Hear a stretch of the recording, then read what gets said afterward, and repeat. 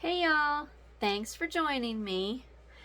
So the last two videos that I have done, I have not been able to get them loaded into my video editing program. So I'm not really sure what is going on with that. I'm hoping that I have gotten that figured out. I have a couple theories as to what may have happened that kept them from doing that. So I'm going to try to remedy those two issues and see if that works.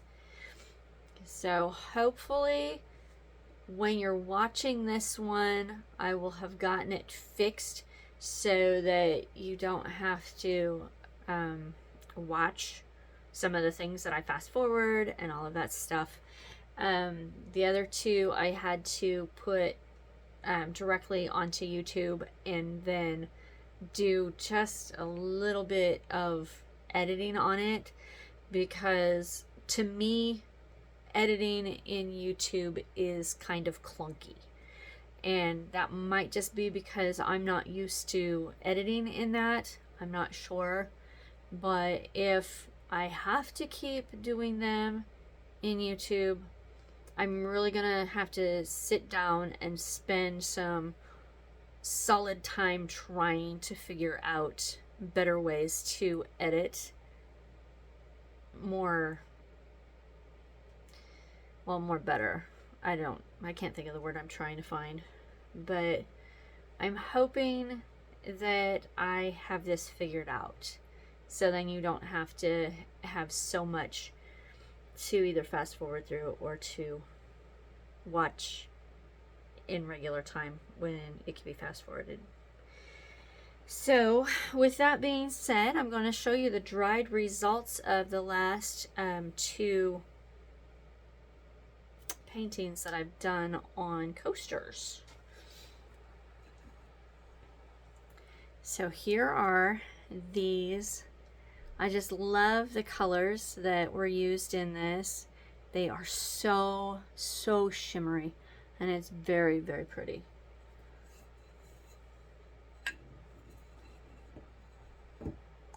Now there is one issue with these tiles that I use, and that is that the sides all have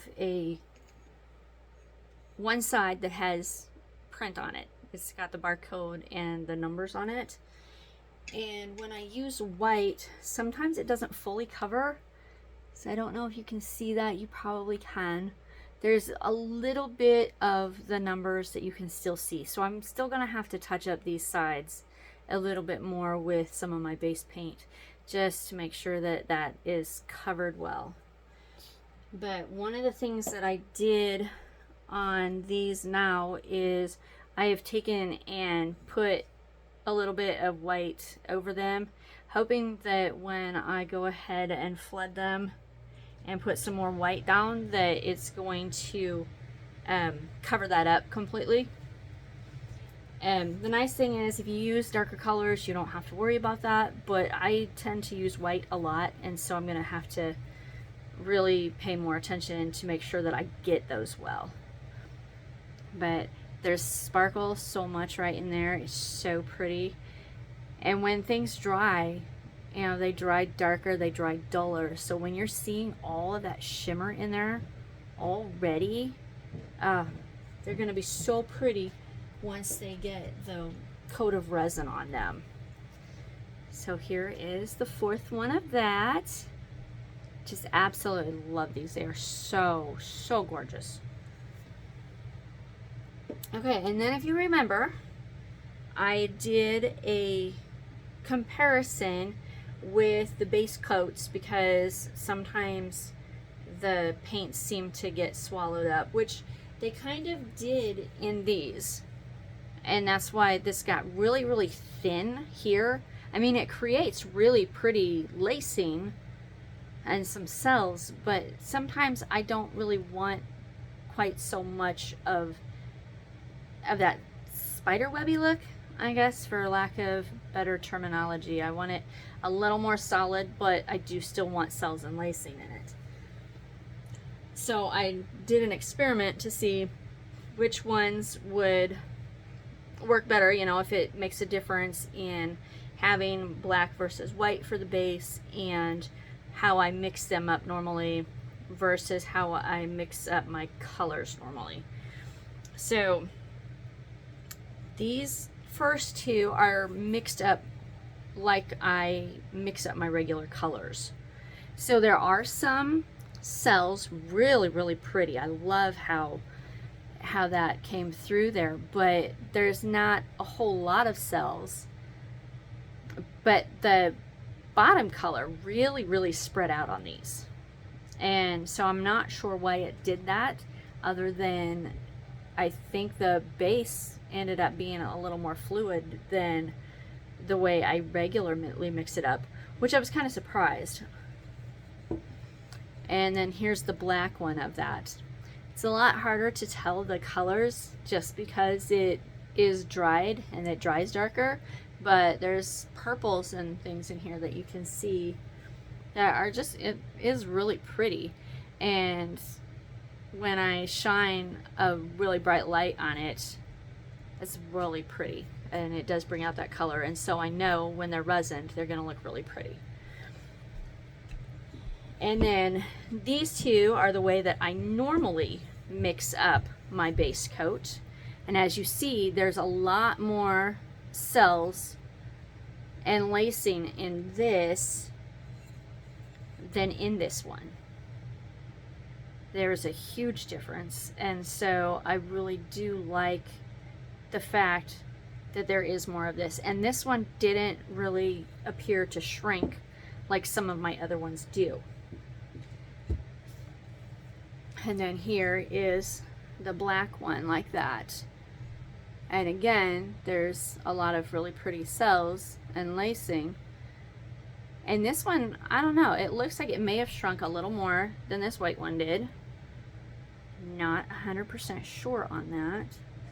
But still, there is more definition. So like here, you know, there's some definition around here, but this didn't like explode like these did on this, where it's just almost totally solid.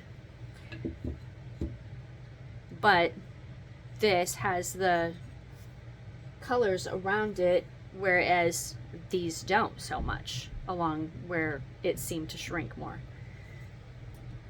So then I was wondering, because when I did these tests, I mixed up my base coats to actually do these. And so I didn't use the base coats that I already had mixed up, that I normally use.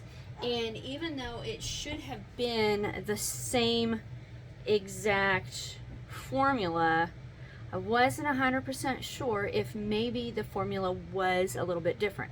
So I'm only going to do one tile today, but I'm going to use the titanium white in the one that I already had mixed up. It's the same exact one that I had mixed up when I did these. And then I'm going to go ahead and use the same colors that I used in my experiment one. So it will be the titanium white by Master's Touch for the base. And then I will have metallic turquoise by DecoArt. And then I will use extreme glitter hologram by FolkArt. Then purple by Delta Ceramcoat. And then I will put the hologram on top of that again. And then I will finish up with the deep magenta by Artist Loft, because I want to see if this base in here is going to still react the same on this one with the colors that I used in the last video as the other ones that I mixed up new and did in the last video. Because if it doesn't, then there must be a little bit of a difference in how this was mixed up, even though I didn't think that there was.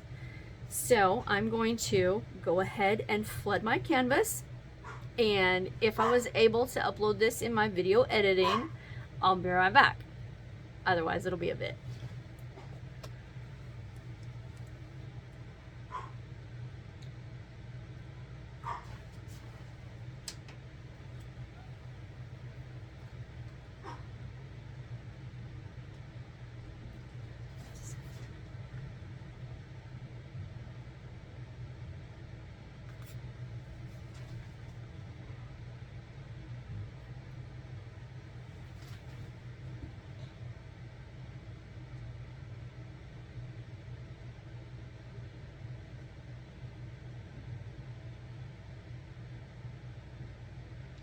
The one thing I really didn't like when I was mixing it up for the test is that since I had it in little cups, I didn't have the bottle to be able to squeeze it on the sides, and so this time I will be able to cover the sides really nice.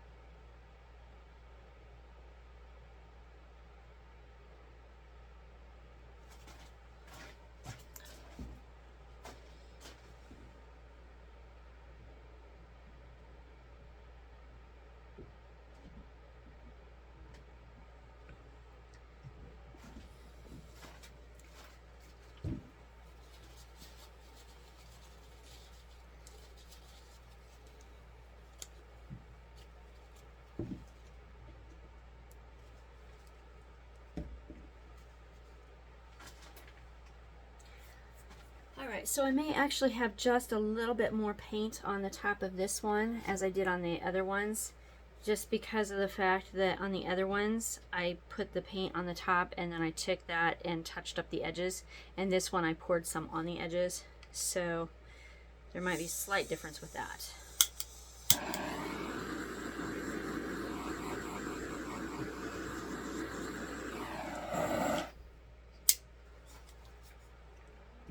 Oh, I'm sorry, I forgot. I was going to try to zoom in a little bit. Oh, I guess I can't. It says I can't zoom in this mode, so sorry. Alright, so when I put the white on the edges, I had some that was like stringy, so there was a little bit of a dry spot.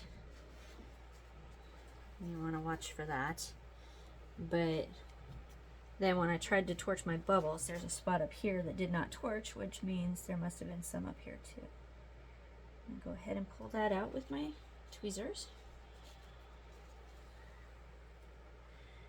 And there's a little fluff or something right there. And a little something right here. Okay.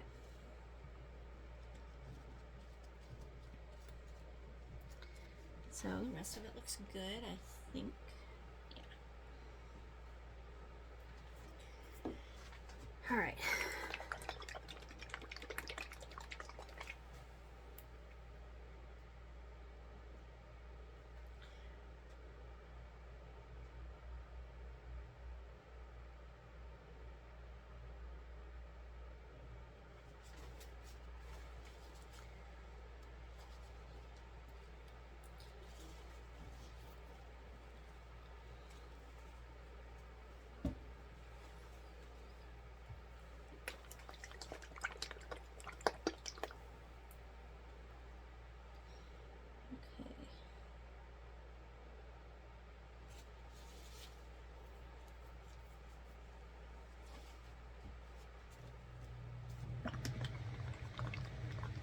And since I didn't shake these up before, and I'm just shaking them up now, there's quite a bit of air bubbles in them. So you always want to make sure that you torch after you lay your colors down.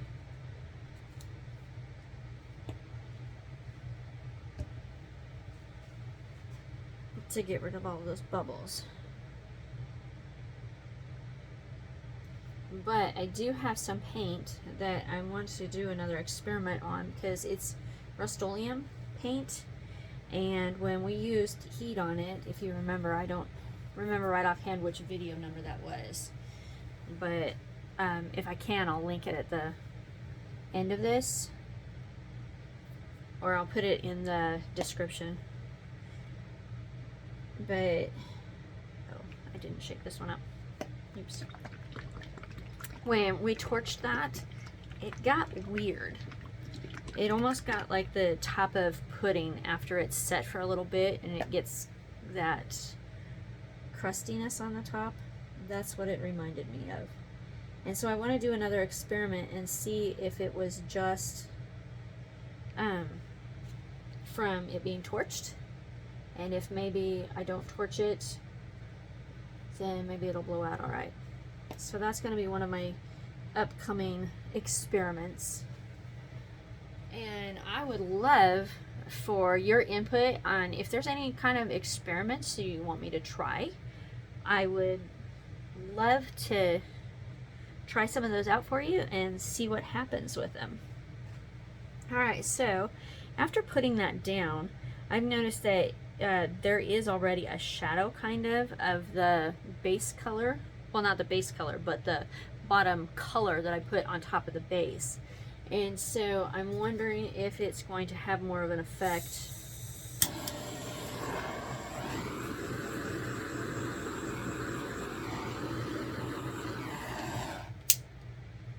of swallowing up the colors.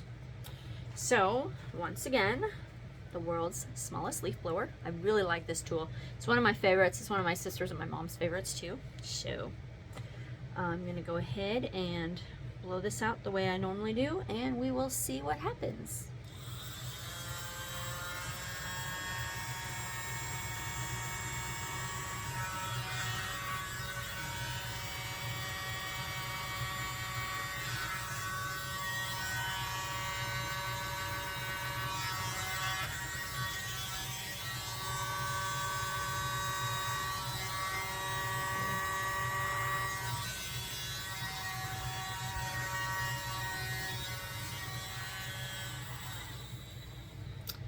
Alright, wow, that is so pretty. If you saw when I was blowing out, there was a part of it that like looked like it got stuck kind of, and I think there must have been another little chunk of something in the paint.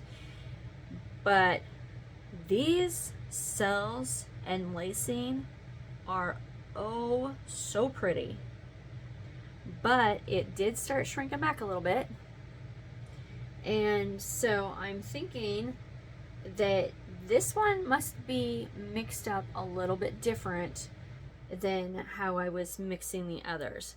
And so if that's the case, this has more Floetrol in it than the other ones, even though I was thinking that I was getting as much Floetrol in the ones that I mixed up like my regular base as this regular base is. So, wow. That is really pretty. Like I said, I'm seeing it shrinking up some. Okay, I'm going to go ahead and touch up my edges, and then I'll be right back.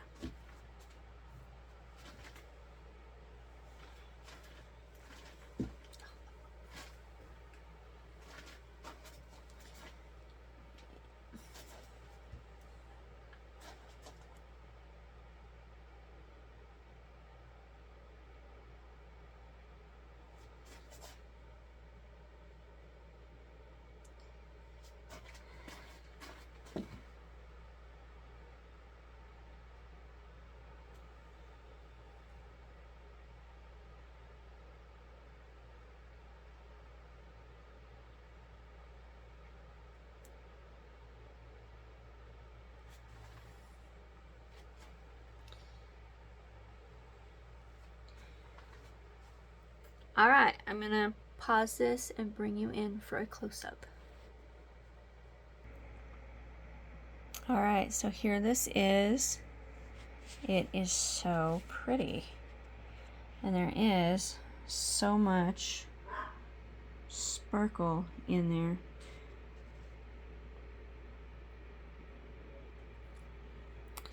I love how when I use the dark purple and then it's on the white, it makes all these light purple also in with the dark. It's just so beautiful.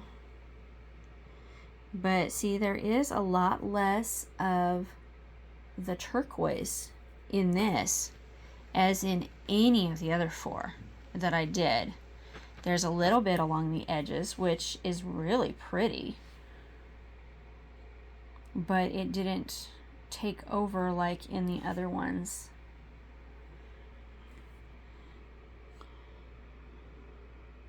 So what that tells me is that this one is mixed up just a little bit different.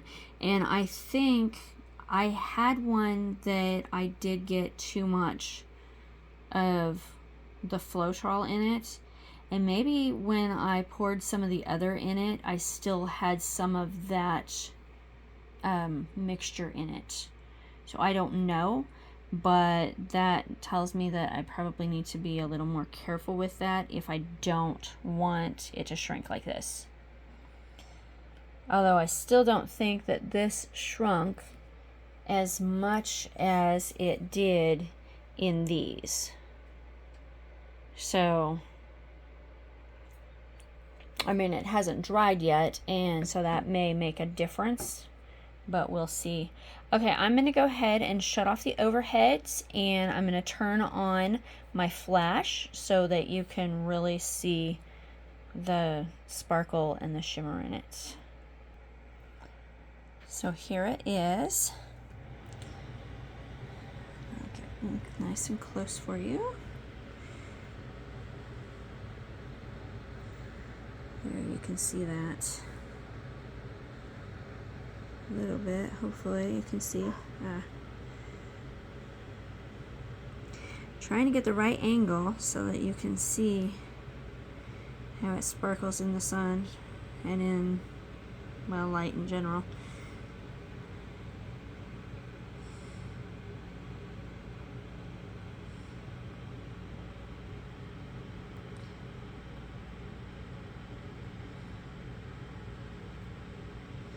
So when there's white in the center like that, like right here in the very center, I'm not sure if that's the base that's showing through or if it's some of the hologram that I had on here. I imagine it's probably the hologram, which then it'll be really sparkly. Yeah.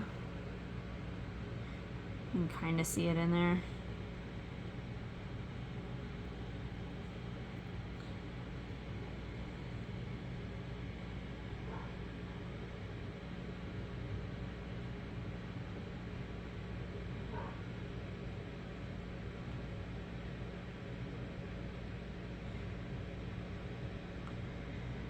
I do like these colors. I think they're really pretty together. But alright, so my conclusion is that if you want a lot of cells and a lot of lacing in it, and you don't care if it like shrinks and you don't see a lot of color other than in the webbing of it, then you should mix your base coat up so it is higher in Floetrol. Right now this one, well, let me see if I can find my information. Hold on. So I have a list of all of the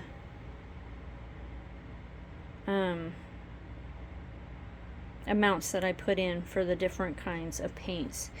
And for my base coat, I have 78 grams of paint, 240 grams of Floetrol, and 70 grams of water is about how I mix it. So I guess if you want it to be like this, that's about how you would mix it up. A little bit more Floetrol than that is going to make it shrink up even more probably. And if you want quite a bit of it, but not quite so much, then I would suggest putting in a little less Floetrol than that. But I had watched some other people and they were talking about their cell reactor, and so we kept trying to figure out what did they mean by a cell reactor. Well, their cell reactor is usually 1 part paint, 4 parts Floetrol, and then I don't know how much water. And so basically the way I mix up my base is more like a cell reactor, only not quite so much Floetrol as what they put in theirs. So anyway, now if you are wanting to have a look like this, you'll know better how to do it. Alright, that's all for this video. I hope it was helpful to you. Please go ahead and leave some comments. Let me know what you think of it. Which way do you like them better? Do you like them really feathery like this? Do you like them to have a little more color and not quite so many cells? Or do you like it to have a lot more color and even less cells and lacing? Alright, let me know in the comments below. And if you liked this, I would love it if you would hit the like button. And if you haven't subscribed yet, I would love for you to be one of my newest subscribers. And I thank you to all of you who are already my current subscribers. Thanks so much for your support. Hope you have a good one. God bless. Bye.